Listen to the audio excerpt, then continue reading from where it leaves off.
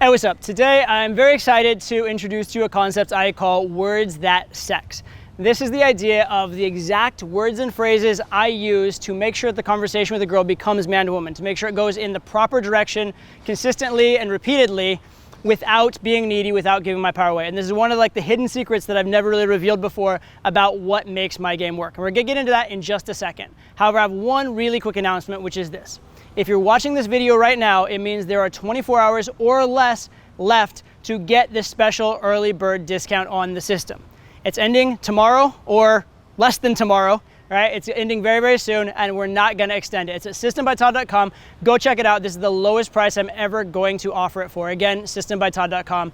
Check it out. Okay, so now that we have that out of the way, let's talk about words that sex. And this is a concept I got from a book entitled Words That Sell. And full disclosure, I've never read this book, but it's a book on sales. And the idea behind it is there are certain words and phrases you can use that will make someone want to buy, and certain words and phrases you can use that will make someone not want to buy. For example, you say, please sign that contract. That's pretty scary. But if you say, would you like to put your acknowledgement on that agreement? That's perhaps less scary, right? Or if you say, do you want to buy that right now? That's like, scary. Saying, would you like to get started with that investment? Is perhaps less scary, all right? So there's all these better ways of phrasing things that will get you significantly different results. And this idea maps directly onto game. For example, if you were to say, hey, let's go back to my place, that's a big scary red flag for a girl. Whereas if you say something along the lines of, I know a quieter place where we can go get a drink, that's a lot more acceptable to a girl. So it maps directly as a sales concept, but there's actually a much more important, much more effective, and much deeper meaning and implication of this idea of words that sell or words that sex. And that is the subtle words you use that can set the tone of any interaction. For example, if you're talking to a girl and you're calling her things like nice, sweet, comfortable, trustworthy, even potentially like attractive as opposed to beautiful or hot, right? Those kind of words are gonna set the tone that you have a friendly interaction with someone. Whereas if you use other words, even if they're words in the negative, things like feisty, mischievous, dangerous, sensual, sexy, hot, those kind of words are indicating a sexual nature to the interaction, right? And so the choice of the words you use is gonna do a lot to set the tone. And so many guys, when they're talking to a girl, their biggest sort of motivation, their biggest idea in the set is to try to avoid embarrassment and avoid a negative reaction. And so what they're doing over and over again is playing safe, trying to avoid reaction, trying to actually reduce the sexual tension. A lot of guys, when they feel sexual tension in the interaction, they'll be like, just kidding, or back off, or get away from that sexual tension. Whereas what you actually want is to create sexual tension. And this is where a lot of guys go wrong. This is where a lot of guys don't establish the man-to-woman premise in their set, because they're not creating sexual tension, they're actually destroying it. And so again, words like devious, mischievous, trouble, sexy, adventurous, those kind of things, naughty, those kind of words definitely convey a much more sexual kind of tone to the set. And if you were to suddenly start using those words with a girl, you're gonna be subtly taking more risks, you're gonna be setting a better tone, she'll probably follow, and all of a sudden you'll find yourself in much more sexual interactions. And this works great for a girl by herself, but where it really, really works, and where I see guys consistently and terribly misuse it, is when you talk to girls in groups. We talk to girls in groups. So there's this idea when you talk to girls in groups, you have to be talking to your girl, at least you have to have the attention of the girl you like, but at the same time, you have to keep the other girls engaged or they'll drag her away, get pissed off, get jealous, whatever, right?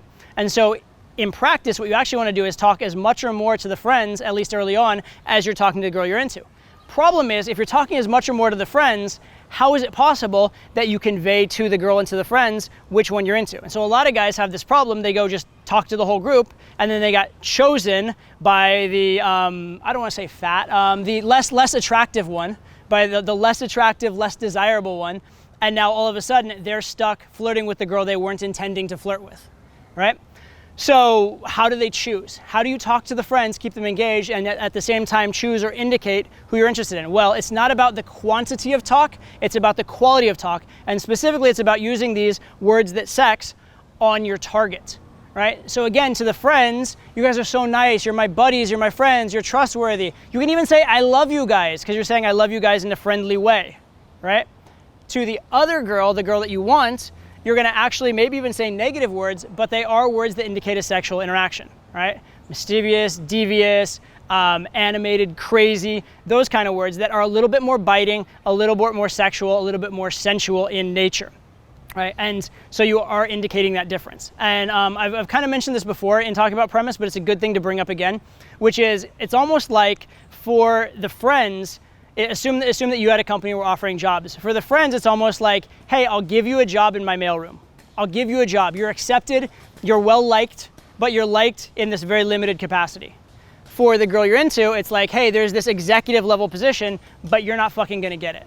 Right? So it's actually a compliment to her in a way, the fact that she's being considered for that higher position, but at the same time, she hasn't won anything yet, so it's creating all this tension, it's creating desire for that actual position, all right?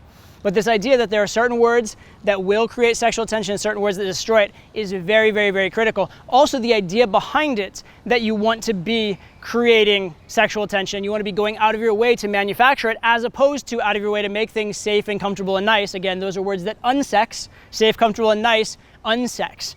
Words like dangerous, risky, like on the edge, those kind of phrases, those kind of things, sex. And so that idea of the words that sex and the ideas that sex are what you want to be creating with your sort of desired target, all right? And this idea of sort of premise versus intent is a huge, huge, huge concept in the system. It's a huge concept in what I've seen in game over the last, 18 years, but especially over the last year. And one of the biggest paradoxes in game has always been, how do I show interest without being needy?